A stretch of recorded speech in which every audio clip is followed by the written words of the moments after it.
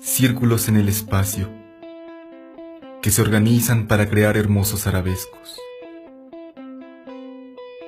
Para comprender mejor la esfera de dimensión 3 en el espacio de dimensión 4, voy a mostrarles cómo llenar el espacio con círculos y formar así lo que los matemáticos llaman una fibración. Por cierto, me llamo Heinz Hopf y soy uno de los principales actores del desarrollo de la topología en la primera mitad del siglo XX. Miren esta superficie tórica, repleta de círculos que parecen entrelazados.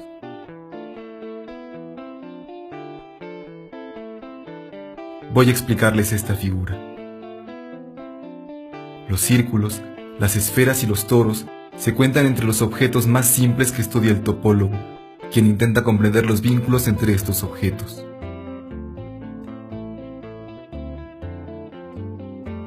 Trabajé en Berlín, Princeton y Zúrich, y mi nombre aún aparece con frecuencia en las matemáticas de hoy. Teorema de Poincaré-Hopf, invariante de Hopf, álgebra de Hopf, fibración de Hopf. He aquí mi retrato. Publiqué el descubrimiento de mi fibración en 1931.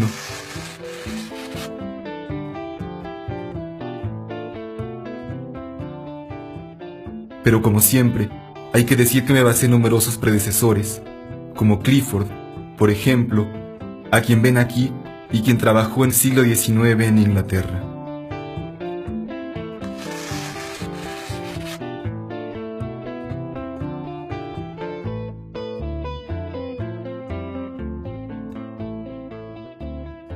Comencemos por unas explicaciones en el pizarrón, blanco esta vez. ¿Qué ven? Un plano de dimensión 2, me dirán. Pues bien, sí y no. Es ciertamente un plano de dimensión 2, pero es un plano de dimensión 2 compleja, es decir, un espacio de dimensión 4 real. Venga, un pequeño esfuerzo. Cada punto en este plano se ubica por 2 coordenadas, pero cada una de estas 2 coordenadas es un número complejo, que a su vez está, recuérdenlo, definido por 2 números reales. Cada uno de los ejes es una recta compleja, es decir, que los puntos sobre los ejes tienen una coordenada que es un número complejo. Ven aquí, por ejemplo, el punto 2 menos i sobre el primer eje.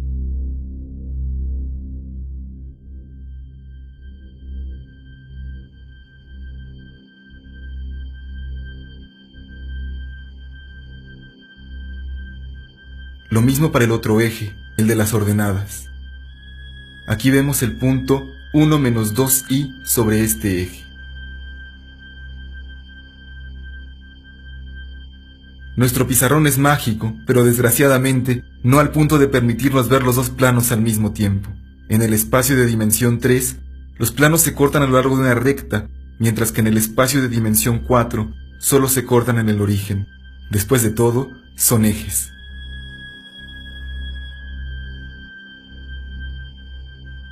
¿Qué ven ahora? ¿El círculo? Sí y no.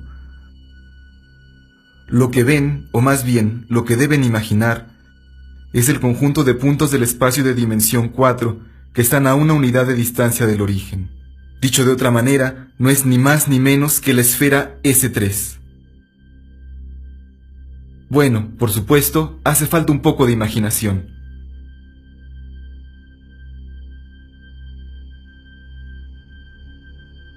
Veamos al menos cómo esta esfera intersecta el primer eje.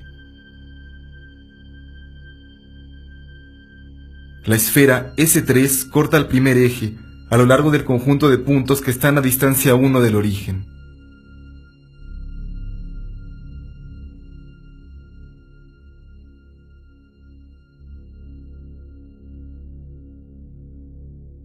¿Lo ven? La esfera S3 corta el primer eje sobre un círculo. Lo mismo es cierto para el segundo eje, que corta igualmente a la esfera S3 a lo largo de un círculo, representado en azul. Pero, en fin, lo que es cierto para la recta horizontal y la recta vertical, también es cierto para las otras rectas que pasan por el origen.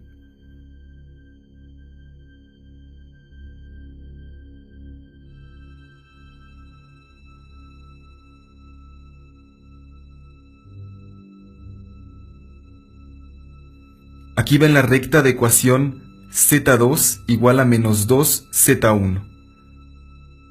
Pero podríamos hacer lo mismo con todas las rectas z2 igual a az1 para cualquier número complejo a. Así pues, la esfera unidad S3 en el espacio de dimensión 4 está llena de círculos, uno por cada recta compleja que pasa por el origen en nuestro plano de dimensión compleja 2. Atención, en la imagen tenemos la impresión de que los círculos rojos se cortan, pero no es esto lo que ocurre en la realidad de dimensión 4.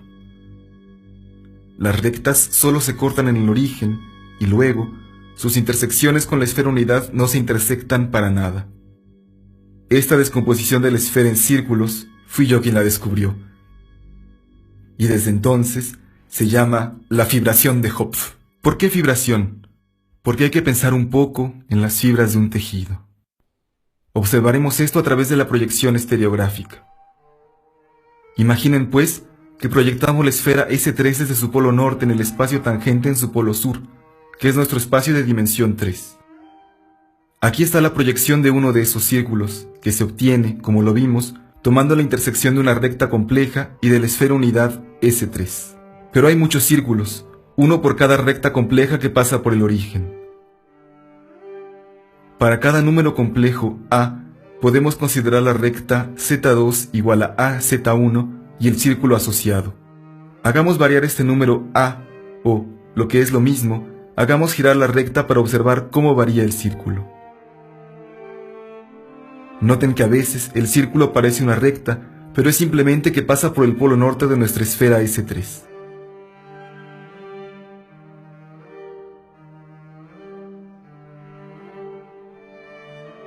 Abajo, a la izquierda, tenemos dos números complejos móviles A en rojo y verde. Ven el círculo rojo asociado al punto rojo y el círculo verde asociado al punto verde. Ven que dos círculos cualesquiera están enlazados como dos eslabones en una cadena. Es imposible separarlos sin romperlos.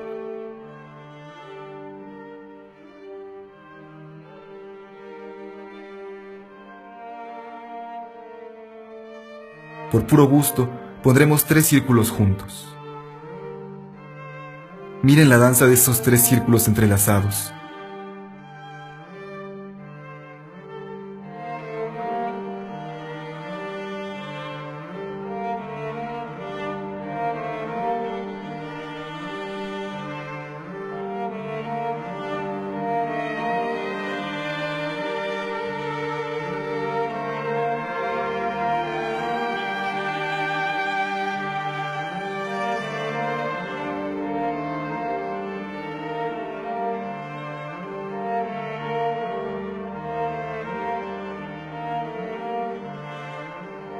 Vamos, tomemos muchas rectas complejas un poco al azar y observemos todos esos círculos al mismo tiempo, solo para ver.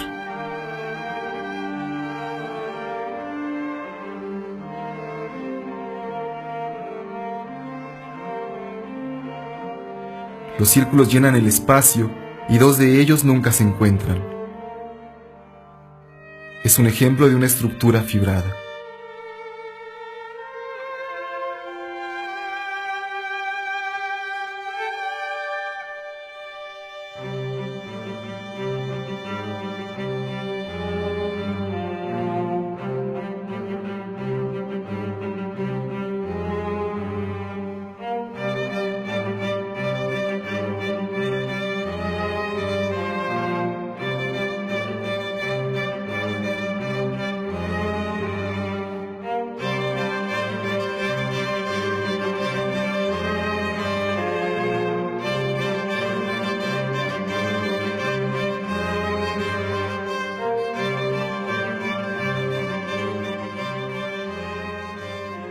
Intentemos ver más claramente y regresamos por un momento al pizarrón. Veamos, tenemos un círculo de Hopf por cada recta. Cada una de estas rectas tiene una ecuación de la forma Z2 igual a Z1, donde A es un número complejo, la pendiente de la recta, que se materializa por el punto rojo que se pasea por la recta verde. A decir verdad, el eje vertical no tiene una ecuación de esta forma, pero podemos decir que es el caso en el que A se vuelve infinito. Pero no olvidemos tampoco que A es un número complejo. La recta verde es también, a su vez, una recta compleja, por supuesto, es decir, un plano real. Resumiendo, las rectas complejas que nos interesan se describen cabalmente por un punto de la recta compleja, sin olvidar de añadir el punto al infinito.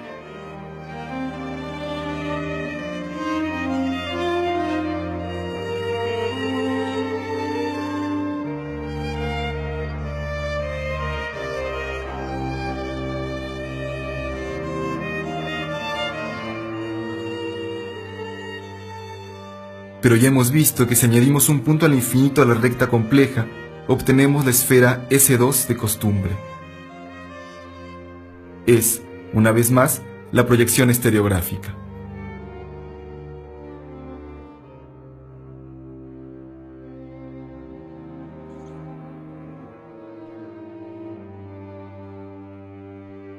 Así, las rectas complejas que nos interesan se describen por los puntos de la esfera amarilla, la esfera S2 de dimensión 2.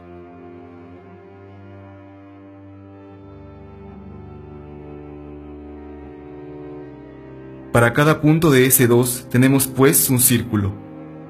Pero, de un círculo, podemos decir que es una esfera de dimensión 1, ¿o no? Todos estos círculos colman la esfera S3. Cada punto de S3 pertenece a solo uno de esos círculos y define así un punto de S2.